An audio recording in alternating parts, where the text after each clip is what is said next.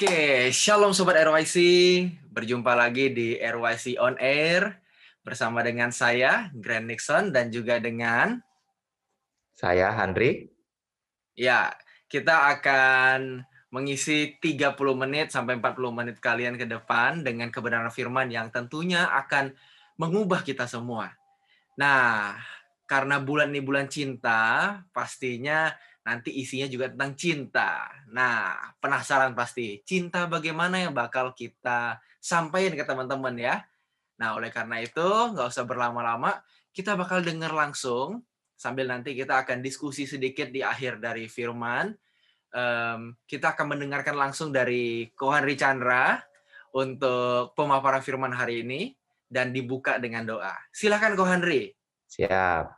Mari kita berdoa, sobat-sobat semua. Terima kasih buat hari ini Tuhan, buat segalanya. Kami mau memulai pelayanan kami. Berkatilah agar apa yang kami sampaikan, kami bicarakan, dapat memberkati sobat-sobat RYC kami. Terima kasih buat segalanya Tuhan. Di dalam namamu Tuhan kami Yesus Kristus, kami sudah berdoa dan mengucap syukur. Amin. Oke, sobat-sobat RYC, karena ini bulan Februari, jadi kita mau bahas sedikit seperti yang tadi Bro Grant udah ngomong. Kita mau bahas tentang cinta, tapi pada hari ini kita mau ngomongin dulu nih, pertama kali, yaitu soal bagaimana kasih Allah terhadap kita. Ya, tentu teman-teman ingat banget tuh ada ayat yang sangat terkenal di Yohanes 3 ayat 16. Karena begitu besar kasih Allah pada kita, sehingga Allah mengaruniakan anaknya yang tunggal kepada kita supaya setiap yang percaya kepadanya tidak binasa. Jadi di Injil sendiri sudah ditegaskan bahwa memang Allah mengasihi kita. Tapi teman-teman mungkin khususnya ya ketika masa-masa pandemi ini mungkin ada di antara teman-teman, sobat-sobat yang bertanya dalam hati, benar nggak ya Allah mengasihi aku? Ya, apalagi kalau teman-teman di masa pandemi ini mungkin keadaannya jadi makin susah. Mungkin tadinya teman-teman bisa kerja, harus kehilangan pekerjaan karena pandemi. Belum lagi teman-teman merasa kok dunia ini begitu tidak ideal, begitu tidak nyaman, kok bisa ada pandemi? Katanya Allah mengasihi kita, kok bisa ada pandemi? Nah, kadang kita bisa memiliki pikiran-pikiran seperti itu. Dengan kata lain, di tengah masa-masa hidup yang sulit, kita tuh bisa mempertanyakan, benar nggak sih Allah sayang atau mengasihi kita? Kita bisa mempertanyakan itu ketika kita berhadapan dengan situasi-situasi yang tidak mengenakan bagi kita. Tapi teman-teman kan perlu tahu ya, dari awal kekristenan itu memang tidak pernah mudah. Ya, ketika Tuhan Yesus naik ke sorga, lalu kekristenan awal-awal terbentuk, mereka itu hidupnya nggak santai-santai aja, terus bisa menikmati hidup sesuka hati. Oh enggak. Mereka pun berhadapan dengan masa sulitnya mereka. Mereka harus mengalami kelaparan demi kelaparan, ya. Terus mereka harus dianiaya, baik oleh orang Yahudi, belum lagi nantinya oleh orang-orang Romawi. Jadi hidup mereka itu juga banyak penderitaannya, ya, banyak penderitaannya. Tapi lucunya, menariknya, mereka itu nggak ragu akan kasih Allah. Mungkin juga mempertanyakan seperti kita, tapi pada akhirnya mereka pun bisa meneguhkan iman mereka dan meyakini bahwa dalam segala penderitaan, Allah tetap mengasihi kita semua. Kalau teman-teman mau lihat pernyataan-pernyataan iman seperti ini, bisa baca di Roma 8 ya, ayat 37 sampai 39. Di situ kita lihat bahwa Rasul Paulus itu memberi satu penegasan bahwa tidak ada satupun yang dapat memisahkan kita dari kasih Kristus. apapun, mau penganiayaan, penindasan, kelaparan, ketelanjangan, bahkan maut sekalipun. Tidak ada yang dapat memisahkan kita dari kasih Kristus. Jadi, mengalami penderitaan, mengalami masa-masa tidak nyaman di dunia ini, itu sebenarnya adalah hal yang lumrah, hal yang normal yang bisa kita alami, karena itu adalah bagian yang nyata dari kehidupan ini. Pandemi bisa terjadi beberapa kali bahkan. Masa-masa tidak enak itu bisa terjadi kapan saja. Karena hidup di dunia ini memang hidup dalam kerapuhan. Dan oleh sebab itu, kita perlu satu keyakinan yang teguh. Khususnya ketika kita memandang kasih Allah. Nah, saya mengajak sobat-sobat RAIF sini untuk konsisten, untuk mempercayai kasih Allah itu dengan satu komitmen dan satu keteguhan hati bahwa kasih Allah itu sempurna dalam segala keadaan. Dan kasih Allah itu sudah terbukti lewat pemeliharaan hidup kita yang bisa ada sebagaimana ada sampai sekarang ini. Dan kasih Allah itu di dalam kekristenan itu bahkan melampaui kematian. Jadi jangan karena kita mengalami masalah atau mengalami kesulitan ketika kita hidup di dunia ini lalu kita meragukan kasih Allah. Itu tidak sepatutnya kita begitu, ya. Karena sebagaimana ayat yang tadi juga kita sudah baca di Yohanes 3 ayat 16, kasih Allah itu sudah sempurna. Dia sudah mengaruniakan putranya yang tunggal, Tuhan kita Yesus Kristus, dan Tuhan Yesus Kristus sendiri sudah mati, sudah menebus dosa kita di kayu salib. Dan oleh sebab itu kita diangkat menjadi anaknya. Nah itu adalah bukti bahwa Allah sangat-sangat mengasihi kita. Ya. Jadi oleh sebab itu berdasarkan satu keyakinan iman seperti ini, janganlah kita meragukan kasih Allah. Dalam keadaan apapun. Sesulit apapun hidupmu. Percayalah. Allah tidak pernah berhenti mengasihi kita. Walau itu 1 detik pun. Ya. Jadi ini yang harus kita pertama-tama pahami dan yakini dan terapkan. Khususnya di tengah masa-masa sekarang, ketika hidup menjadi sulit karena pandemi ini. Jangan pernah luntur keyakinan kita akan Allah. Tetap berjuang percaya. Berjuang percaya. Teguhkan iman kita di tengah masa sulit. Jadi pada bagian pertama ini saya mau mengajak kita percaya penuh kepada Allah. Karena kasih Allah kepada kita sempurna adanya. Nah, pertanyaannya, kalau kasih Allah kepada kita itu sempurna, what should we do? Apa yang harus kita lakukan? Teman-teman kalau belajar sedikit kebudayaan Romawi Yunani, di mana pada waktu itu perjanjian baru ditulis, kira-kira abad pertama Masehi, teman-teman itu akan menemukan satu konsep yang namanya konsep timbal balik. Konsep timbal balik. Jadi gini, kalau seseorang beribadah kepada seorang dewa, ya taruh saya sebut namanya Zeus. Mungkin teman-teman tahu nama dewa yang terkenal ini. Dia adalah dewa tertingginya Olympus, yang suka main-main petir katanya ya. Nah, dewa satu ini, kalau saya menyembah Zeus, lalu saya memberikan persembahan, offering kepada Zeus dalam bentuk apapun, dewa tersebut itu akan punya satu tanggung jawab untuk melindungi atau membalas offering kita, membalas persembahan kita. Jadi itu namanya konsep timbal balik. Karena masyarakat pada waktu itu sangat tahu diri. Mereka ada di dalam satu kultur budaya yang sangat menghargai favor, sangat menghargai kebaikan orang lain, baik itu manusia atau bahkan dewa. Jadi mereka selalu punya konsep timbal balik. Ya, ketika saya umpama membantu Brogren, ya, Brogren itu harus mencari cara bagaimana membalas kebaikan saya.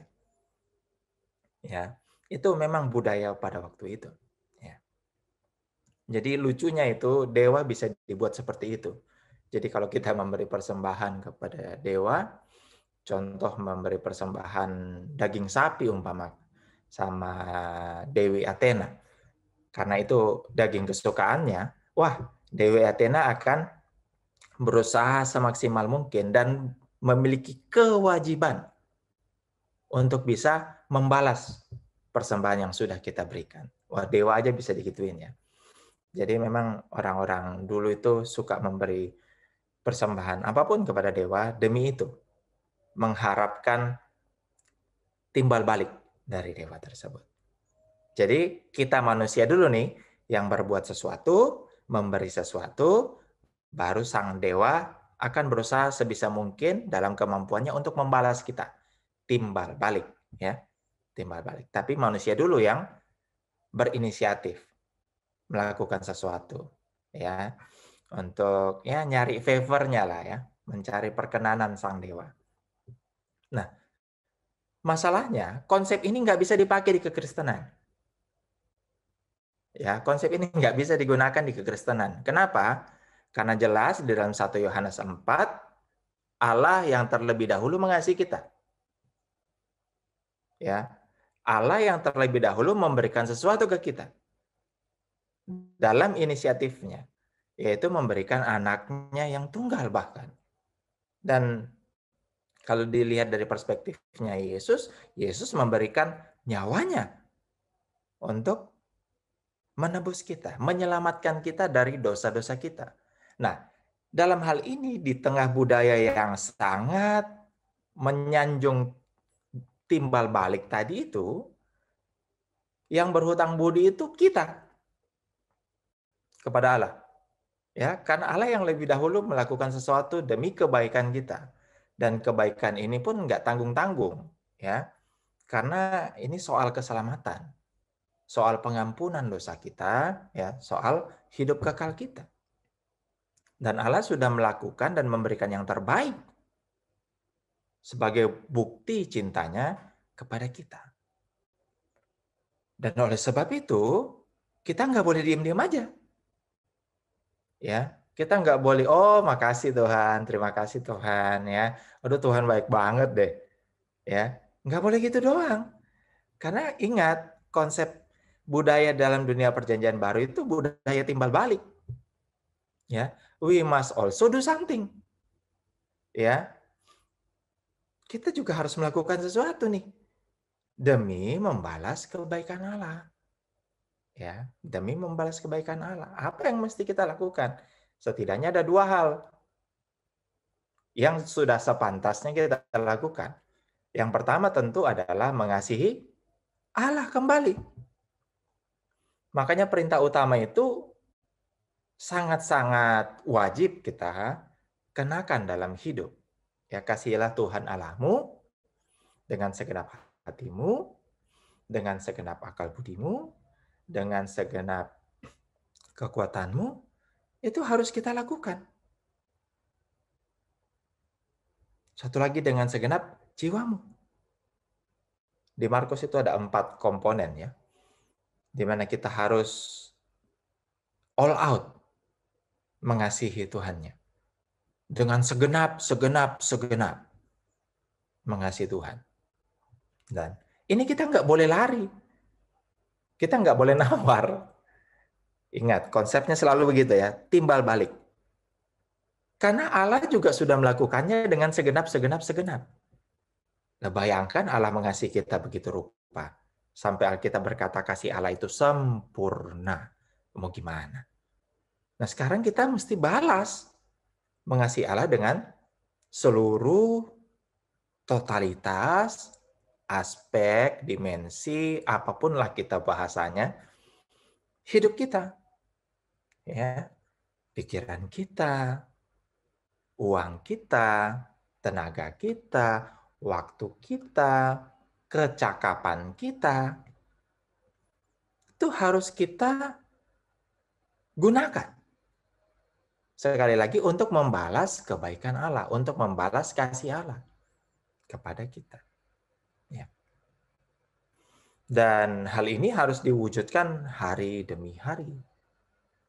Kalau Allah setiap hari mengasihi kita, setiap detik mengasihi kita, ingat harus dibalas dengan yang sama. Kita pun harus setiap hari mengasihi Allah, setiap detik pun mengasihi Allah. Sudah sepatutnya. Karena kita ada di posisi membalas saja. Kita sudah terima dulu nih. Allah sudah terlebih dahulu melakukannya. Kita hanya mengambil bagian kita supaya kita tahu diri, bukan? Ya, kita mesti tahu diri. Ya, harus bisa membalas hutang budi. Sama manusia aja kita harusnya tahu diri kan. Cuman memang di dunia ini ada aja manusia nggak tahu diri kan. Kalian bisa. Mungkin teman-teman, sobat-sobat pernah mengalami atau menemukan manusia yang sudah pernah dibantu mungkin, sudah pernah ditolong, tapi kok gitu ya? Padahal dulu ya, waktu dia lagi susah kita yang bantu. Tapi begitu dia berhasil, dia lupa.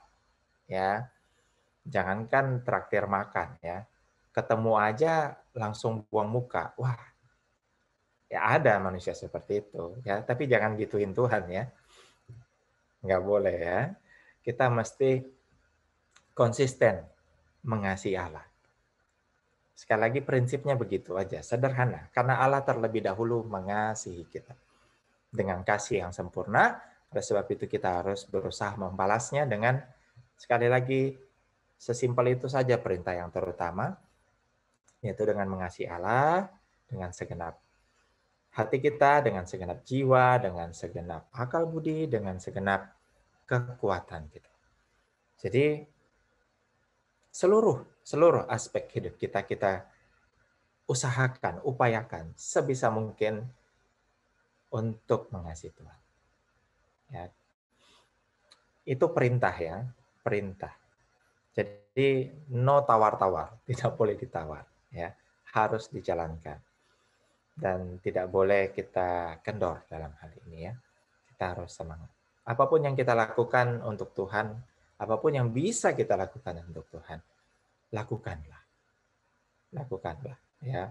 Saat teduh, doa, ibadah, ya, melakukan yang baik, melakukan kehendak Allah.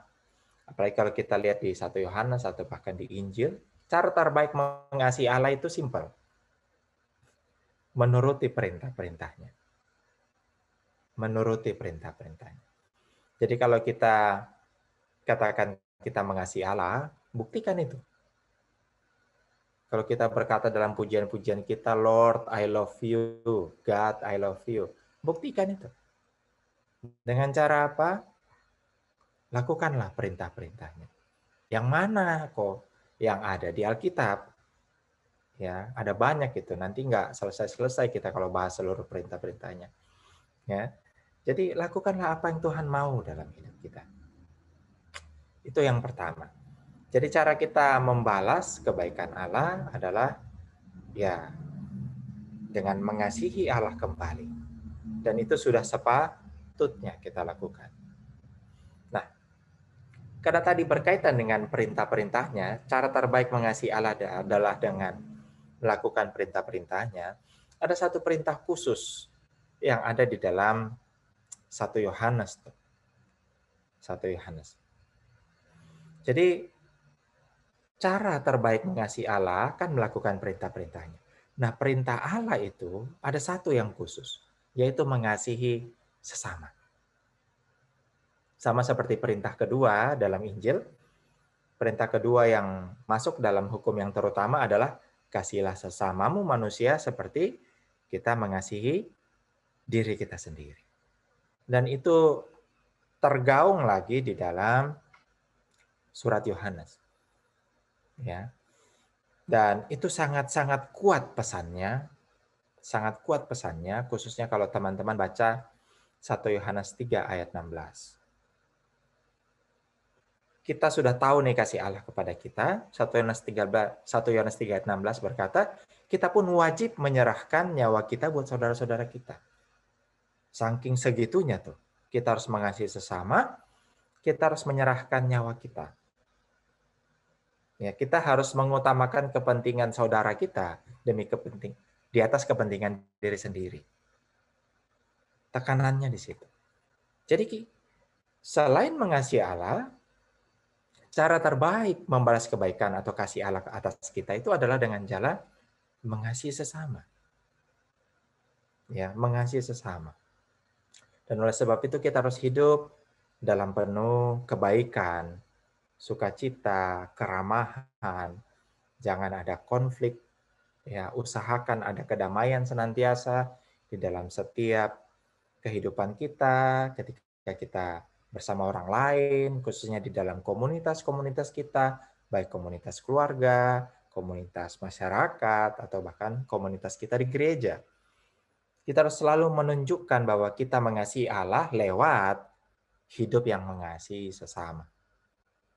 Jadi, disinilah keindahan kekristenan, di mana kita bisa melihat bahwa hubungan kita dengan Allah, kasih kita kepada Allah itu selalu harus diwujudkan dengan kasih kepada sesama. Tidak bisa dipisah. Makanya dua hukum yang terutama juga tidak bisa dipisah. Karena memang kekristenan itu memperlihatkan dua sisi seperti itu.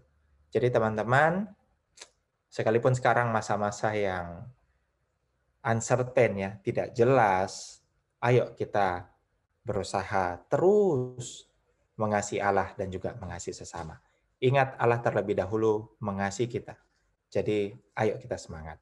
Hidup di dalam kasih. Ya, tidak hanya di bulan Februari ya, tapi di setiap hari dalam hidup kita. Kira-kira gitu aja sharing gua, Bro Glenn. Oke, cakep ya teman-teman ya. Jadi kalau bisa gua highlight, pertama nih teman-teman, dari awal Ko Henry bagi ke kita, yaitu kita harus punya kesadaran bahwa Allah itu begitu mengasihi kita, teman-teman. Ya, jangan curiga, jangan khawatir, apalagi mulai merasa ragu ketika kita melihat keadaan gitu ya. Tetap percaya bahwa Allah mengasihi kita. Dan yang kedua, lakukanlah kehendak Allah seperti sebagaimana Dia mengasihi kita, kita mengasihi Dia balik. Nah, mengasihi Dia kembali dalam timbal balik tadi adalah kita melakukan kehendak-Nya, yaitu dengan mengasihi Dia dan mengasihi orang lain seperti diri kita sendiri. Nah, cuma Ko Henry, kalau kita mau diskusi sedikit nih ya, kalau mungkin kita masuk dalam pergumulan teman-teman RYC, ada dua pertanyaan yang bisa kita lontarin berhubungan dengan dengan penjabaran atau firman yang udah Ko Henry bagiin ya. Yang pertama soal kekhawatiran nih, soal yang pertama tadi kita antara percaya atau enggak dengan Tuhan ya kan, di awal disinggung ya, apalagi suasana enggak menentu. Nah, gimana kok kalau misalnya kita di tengah-tengah suasana yang memang kita tuh sama sekali nggak punya harapan untuk percaya pada Tuhan. Nggak ada sama sekali kayak sedikit pun alasan untuk kita bisa percaya sama Tuhan. Nah, apakah Ko Henry punya pengalaman atau punya kejadian nyata yang bisa dibagikan buat Sobat RYC untuk dijadikan sebuah referensi gitu ya? Oh, ternyata betul ya, di saat tidak ada harapan pun orang bisa berharap dan Tuhan itu benar-benar nyata, bisa dipercaya. Nah, ada nggak nih kok yang bisa meneguhkan kita, entah itu dari firman ataupun dari pengalaman nyata? Oke. Dari firman dulu ya. Kalau tadi firman, saya udah sempat singgung dikit, khususnya ketika masa-masa kekristenan awal-awal itu mereka nggak ada harapan sebenarnya ya. Mereka sana-sini, muka belakang, kanan kiri lihatnya penderitaan. Nah, dari situ kita bisa belajar dalam segala keadaan, bahkan ketika nyawa ada di ujung tanduk sekalipun, mereka itu karena saking teguhnya dan percayanya akan kasih Tuhan, ya mereka tetap bisa melewati sekalipun ya mereka mati sekalipun. Ya, mereka tetap percaya, mereka tidak meninggalkan imannya, mereka tetap percaya bahwa mereka dikasih Allah dan mereka karena dikasih Allah, ya mati pun nggak ada masalah. Karena Allah akan tetap mengasihi mereka dan merengkuh mereka sekalipun mereka sudah meninggal. Karena tidak ada satupun yang dapat membatasi kasih Allah kepada orang percaya, kepada sobat-sobat RYC dan kepada kita. Nah, dari pengalaman pribadi saya sendiri, hidup saya pun tidak bisa dikatakan mulus, ya. Ada banyak masa-masa up and down di mana saya pun pernah mempertanyakan begini ya, eee, Tuhan, I've tried, saya sudah berusaha memberikan yang terbaik pada Tuhan, tapi ada aja masalah-masalah baik ekonomi, masalah relationship yang datang menghantam hidup saya. Ya, ditipu orang pernah, jumlahnya lumayan, terus dikecewakan, ya, di ya di ya diperdaya sama orang yang kita kenal, sama sahabat, ya, sampai harus kehilangan sesuatu yang sudah diperjuangkan dari awal. Ada masa-masa seperti itu, ya di mana, ya sekali lagi sebagai manusia, kok begini gitu ya. Tapi ketika saya masuk dalam sebuah kamar kecil di rumah kami ini, lalu saya berdoa, yang saya lakukan adalah tadi, merenungkan, mengimajinasikan, menghayati kasih Allah kepadaku. Apa yang Tuhan sudah lakukan buatku selama ini. Dari saya lahir sampai saya hidup sekarang, umur udah 30-an, pernah nggak sih Tuhan ninggalin? Pernah nggak sih Tuhan benar-benar nih, nyata-nyata nggak mengasihi gua atau saya? Nggak ada kok sebenarnya. Dan kalaupun masalah besar ini terjadi, apakah hidupku terhenti di situ? Tidak. Ternyata masih ada jalan lain.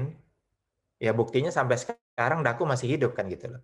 Masih cabi-cabi begini, masih bisa makan lumayan ya. Ya kebutuhan hidup ada, pas, masih bisa berbagi sama orang lain dan yes, ya kasih dan pemeliharaan Allah itu benar-benar, nyata. Cuman waktu kita mengalaminya memang itu dunia serasa gelap kan ya. Tapi coba waktu kita udah lewat lalu nengok ke belakang, oh ya ternyata ya semua bisa dilewati, semua baik-baik saja, hanya kita manusia secara psikologis atau mental ketika mengalami masalah berat kan ya begitu, langsung self defense dulu kan. Jadi langsung berasa jadi orang paling malang di dunia mungkin kan. Nah, cuman kan sebenarnya ya itu hal yang sangat lumrah dan setelah lewat pun kita baru bisa lihat, oh ya begitu aja ternyata masalahnya kok ya. Semua bisa dilewati kok bersama Allah. Jadi bagi sobat-sobat RYC, ya mungkin bisa ikuti cara saya tadi, kalau lagi ada masalah, saya sih caranya gitu, Bro Gren ya. Jadi saya akan reflektif, saya akan lebih merenung dan re-mindset. Ya, re-mindset. Tadi kan mindset saya itu mempertanyakan. Nah, saya bersatu teduh sejenak, menenangkan diri, berdoa, lalu berusaha mengatur kembali mindset saya agar mengingat, merenungkan dan menghayati lagi apa yang Tuhan sudah lakukan bagi saya. Nah, setelah saya melakukan itu, saya mengambil satu kesimpulan, oh ya memang Allah tidak pernah berhenti mengasihi saya dan memelihara saya. Nah, itu iman saya bisa dibuat teguh lagi, ya. Nah, gitu, Bro. Oke, cakep. Nah, mungkin pertanyaan terakhir yang berangkat dari situ ya. Tadi Ko Henry juga sempat singgung pernah dikecewain ya kan. Pernah Hmm, ya tikam dari belakang gitu lah istilahnya ya. ya. Nah, tadi kan juga di firman yang disampaikan itu relate ke mengasihi orang lain seperti diri sendiri. Nah, Hmm, permasalahan kita kan kita tahu nih kok, teman-teman nih pasti tahu gimana sih kita mesti berrelasi dengan orang lain ketika kita disakiti. Oh iya, mengampuni, menerima, dan sebagainya gitulah ya. Pokoknya hmm, teori-teori mhm. manis-manis yang intinya ideal-ideal gitu ya. Nah, cuma waktu kita ngadepin kan rasanya pahit gitu kan. Iya. pahit. Dan rasanya kayaknya udah cukup nih, gue udah cukup sabar nih ya. Udah kali ini aja, next nggak bisa lagi. Atau mungkin kemarin oke, sekarang nggak bisa nih. Pokoknya gitu harus balas atau apalah gitu ya. Gimana Mhm. pun caranya, pokoknya ini nggak bisa dibiarkan, harus dibalas dan sebagainya. Nah, ada nggak tips-tips kecil atau apa ya cara-cara seperti tadi yang bisa dibagikan buat kita ketika sesama itu rasanya nggak layak untuk diampuni, nggak layak untuk diberi belas kasihan, bagaimana kita bisa tetap mempraktikkan, mengasihi orang lain seperti diri kita sendiri. Jangankan seperti diri kita sendiri kan, kita mengasihi dia seperti diri dia aja kita susah ya kan. Apalagi Iya. seperti diri kita, waduh itu kan paling tertinggi ya, perlakuan paling tertinggi. Nah itu gimana tuh, Kak? Nah, oke. Ini langkah-langkah praktis ya. Yang pertama, kalau dari apa yang tadi Bro Grand ngomong, yang pertama, jangan punya hukum sendiri. Jangan punya standar sendiri. Ya, standarnya firman Tuhan aja udah. Jadi jangan tambahin itu standar. Standar firman Tuhan adalah kalau seseorang menyakiti kita, melakukan sesuatu yang tidak menyenangkan buat kita tidak boleh membalas, kita harus mengasihi. Itu perintah Yesus yang jelas di Matius 5 ayat 43 sampai 48. Kasihilah musuhmu, berbuat baiklah bagi mereka yang menganiaya kamu. Nah, ini orang yang jahat sama kita udah menganiaya kita belum? Ya, oh sudah kok menganiaya secara verbal mungkin, ya. Gue di body shaming, gitu ya. Gue diledek-ledekin kayak orang gila gitu ya. Oh, ya udah, ya. Gimana? Apa kata firman Tuhan? Kita harus mengasihi dan bahkan berbuat baik. Nah, itu standarnya firman Tuhan. Kita jangan tambahin standar, ya. Kalau udah kedua kali, udah nggak boleh. Kasihnya udah harus berhenti gitu ya. Itu jangan bikin hukum sendiri. Nggak boleh. Ya, kalau Tuhan ngaturnya begitu, ya harus kita ikutin, manut aja, ya. Yang kedua, jangan punya ekspektasi. Jangan punya ekspektasi bahwa orang akan selalu fine-fine aja, orang akan selalu mengasihi kita. Jangan, jangan. Kita harus memahami realitas. Realistis saja, ya jangan jangan terlalu optimis juga, tapi realistis saja ya, di tengah-tengah lah ya. Jangan pesimis, terus jangan terlalu optimis, tapi realistis. Relationship itu involves risk. Yang namanya relationship sama siapa aja, selalu ada risk-nya, selalu ada resikonya, bukan? Ya, lu married sama orang yang udah berpacaran dengan lu 9 tahun, 10 tahun, apakah pasangan itu dijamin tidak akan bisa menyakiti kita? Enggak ada gitu-gitu kan. Selalu ada. Di dalam relationship selalu ada resiko. Resiko terluka, resiko disakiti, resiko dikecewakan. Baik itu dalam hubungan apa, rumah tangga, suami istri, orang tua dengan anak, kita dengan sahabat kita dengan pendeta kita dengan sesama pengurus RYC umpama, atau kita dengan sesama teman-teman di RYC, itu selalu ada risk-nya. Dan semakin dalam hubungan itu, semakin tinggi juga daya sakitnya kalau itu terjadi ya, ketika ada kekecewaan dan lain-lain. Jadi realistislah. Kita harus memahami itu dan oleh sebab itu kalau sampai hubungan kita itu menghasilkan kekecewaan, sakit, luka, penderitaan, kalian bisa bisa menerima karena memang ini bisa terjadi. Dan kalau sudah terjadi ya sudah, tinggal balik ke poin pertama, jangan tambahin standar. Lakukan aja firman, lakukan aja firman. Jadi, di saya sih begitu. Ketika saya dikecewakan, ketika saya dan lain-lain ya, dilukai, apapun lah itu, yang kalian juga tentu sudah pernah alami, ya ya saya menerapkan itu. Jadi saya nggak pakai standar saya pakai standar firman, ya sekalipun orang yang menipu saya itu orang yang dekat dengan saya, bahkan punya hubungan darah dengan saya umpama, ya saya harus tetap mengasihi. Sampai sekarang pun harus tetap mengasihi, ya. Kalau dia tegur atau dia kontak, ya kita kontak kalau ketemu, ya. ya kita tetap baik seperti biasa. Kesalahan orang lain itu yang harus kita lakukan adalah kita berusaha lupakan. Nggak usah diingat-ingat. Ya, nggak usah diingat-ingat. Umpama ada orang utang sama kita, nggak bayar-bayar. Ya udah, kalau gua sih gua lupain. Gua ganti mindsetnya. Gua nggak ngutangin dia, gua kasih dia. Jadi gua nggak perlu lagi ada satu ekspektasi untuk menerima kembali. Umpama dalam hal ini utang ya. Jadi saya akan berusaha mencoba mengganti mindset saya. Lalu umpama uh, dia menyakiti saya, umpama dia melukai saya, dia nipu saya, umpama. Menurut saya dia nipu, tapi menurut dia mungkin dia juga nggak ada punya pilihan, umpama. Dia nggak punya pilihan lain, dia dalam tanda kutip terpaksa mengambil keputusan untuk menipu saya. Karena ada situasi-situasi tertentu lah, mungkin dia kepepet lah, mungkin dia butuh uang lah, dia butuh apalah, akhirnya menipu saya. Jadi kalau kita mengganti mindset kita, seolah-olah dia melakukannya karena terpaksa, nah itu hati kita jadi lebih lebih ringan. Ya, karena kita benar-benar nggak tahu why he do that. Kenapa dia menyakiti, melukai, merugikan kita, umpama. Apakah sengaja, apakah tidak, ya saya anggap dia mungkin nggak bermaksud.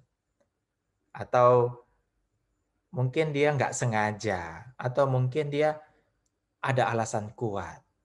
Ya, itu mindset saya gituin, Bro. Jadi saya buat positif ya, supaya hati ini tidak terlalu sakit ya, dan bisa menerima dan tetap bisa konsisten mengasihi, jangan membenci ya. Tetap bisa menerima, tetap bisa merangkul dan lain-lain. Nah, kira-kira itu yang aku lakukan, Bro. Oke, applicable ya teman-teman ya, bisa diterapkan ya. Selamat menerapkannya karena memang ini pergumulan sejuta umat ya. Bukan hanya ada mobil sejuta umat, tapi ini juga pergumulan sejuta umat ya. Jadi memang ini masalah yang kita harus hadapi sama-sama. Dan tentunya dalam bulan Februari ini, berhubung memang tema bahasa tentang cinta, mari kita coba bersama-sama praktikkan cinta itu. Karena tadi kayak Henry bilang, setiap hubungan ada resiko. Maka mencintai pun ada resiko gitu ya. Ketika kita bilang kita mau mengasihi sesama, sadarlah bahwa ada resiko. Selalu ada apa ya? Selalu tidak ada jaminan maksud saya. Selalu tidak ada jaminan bahwa orang akan kembali berbuat baik pada kita. Tapi di sisi lain kita harus selalu memberi jaminan bahwa kita akan berbuat baik pada orang lain. Kita akan selalu mengasihi mereka dan tentunya mengasihi Tuhan dengan segenap hati kita. Oke, saya rasa udah cukup banget. Hari ini udah sangat memberkati kita dan tentunya bisa jadi bekal buat kita menjalani hari-hari ke depan, terutama di bulan-bulan Februari ini ya, di mana banyak lope-lope ya, manis-manis, tapi kita lupa bahwa ternyata ada yang pahit-pahit juga. Semoga teman-teman kuat menjalani yang manis maupun yang pahit, tentunya di dalam Tuhan. Amin. Oke, terima kasih Ko Henry buat pelayanannya. Kita akan tutup dalam doa. Mari saya pimpin kita dalam doa. Tuhan, terima kasih buat hari ini. Kami bersyukur atas firman yang telah disampaikan. Ajar kami untuk mengasihi seperti Engkau. Ajar kami untuk memeluk seperti Engkau memeluk Tuhan. Dan ajar kami untuk melihat seperti Engkau melihat. Supaya kami bisa menjadi manusia yang berkenan di hadapan-Mu. Dan kami bisa memperlakukan orang lain. Dan tentunya Engkau Tuhan dengan sepantasnya. Tolonglah kami Tuhan dalam hidup kami yang singkat ini. Untuk benar-benar memiliki rupa seperti Engkau. Kami bersyukur untuk hari ini. Berkati Ko Henry dan semua teman-teman yang sudah menyaksikan. Kiranya terus ada dalam Tuhan dan terus disempurnakan seperti Kristus. Dan tentunya bagi RYC kami berdoa agar RYC semakin disertai Tuhan, dikuatkan Tuhan, dan bisa menjadi alat dalam tangan Tuhan untuk memenangkan banyak jiwa bagi kemuliaan nama Tuhan.